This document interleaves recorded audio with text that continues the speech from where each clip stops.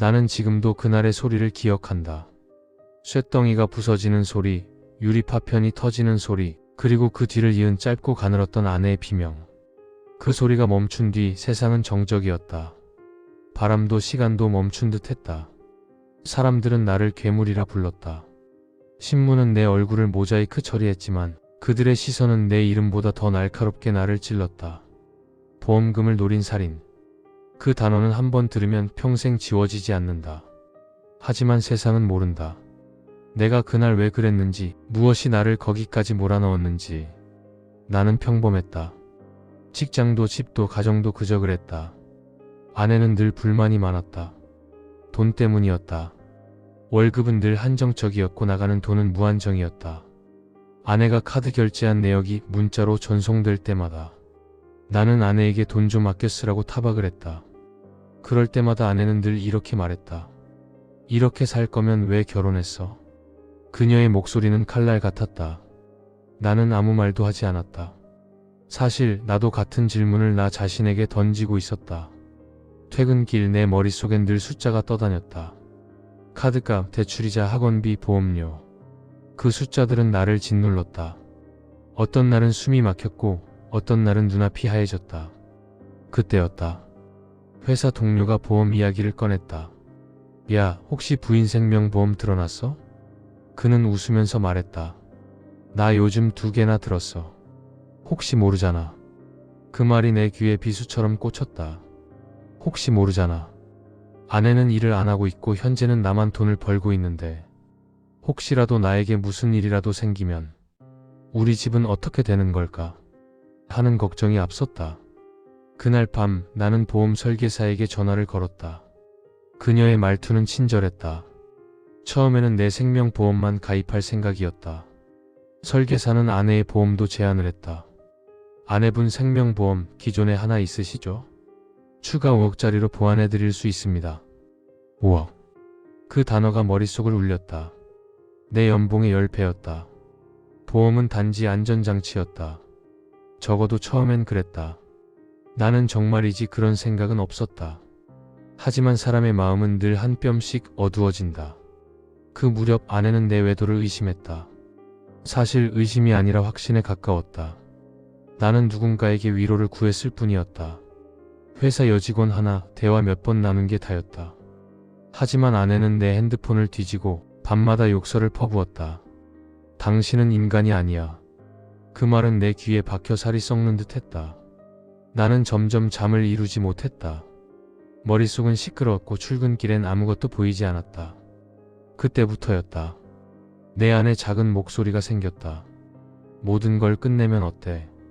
다시 시작할 수 있잖아. 그건 유혹이었다.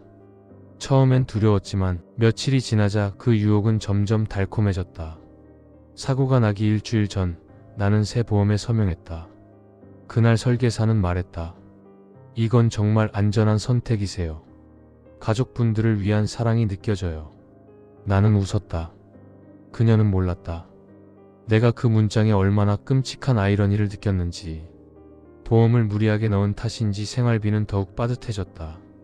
대출까지 받아야 할 정도로 생활은 힘들어졌다. 하지만 아내의 씀씀이는 줄어들지 않았다.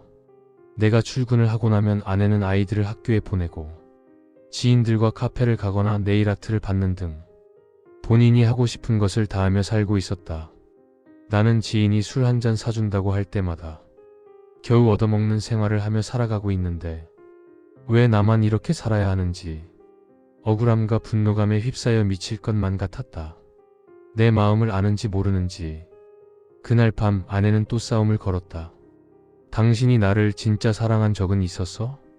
오랜만에 만난 친구가 사준 술을 얻어먹고 들어왔을 뿐인데 여자와 술을 먹고 들어왔다며 의심을 하기 시작했다. 변명할 기운도 없던 나는 아내의 말에 대답조차 하지 않았다. 그녀는 울었고 나는 그 울음소리를 들으며 생각했다. 그래, 이건 어쩌면 해방일지도 몰라. 머릿속에 내가 해방될 수 있는 한 가지의 방법이 스쳐 지나갔다. 그날 날씨는 유난히 맑았다. 나는 일부러 가족여행을 제안했다. 애들도 좋아할 거야. 오랜만에 드라이브 가자. 처음 아내는 의심스러운 눈빛으로 나를 봤지만 한참을 설득 끝에 아내는 결국 동의했다. 아이들은 뒷자리에서 웃고 있었다. 작은 딸은 창밖의 풍경을 보며 노래를 불렀다. 아빠 저기 산 보여? 그 순간 나는 스스로를 미워했다. 지금이라도 멈춰야 해. 아이들은 죄가 없잖아. 하지만 그 생각은 곧 사라졌다. 아내가 다시 내가 여자를 몰래 만나고 있다며 아이들 앞에서 나를 쏘아붙이기 시작했다. 눈앞에는 도로 표지판이 빠른 속도로 스쳐 지나갔다. 속도는 시속 130km.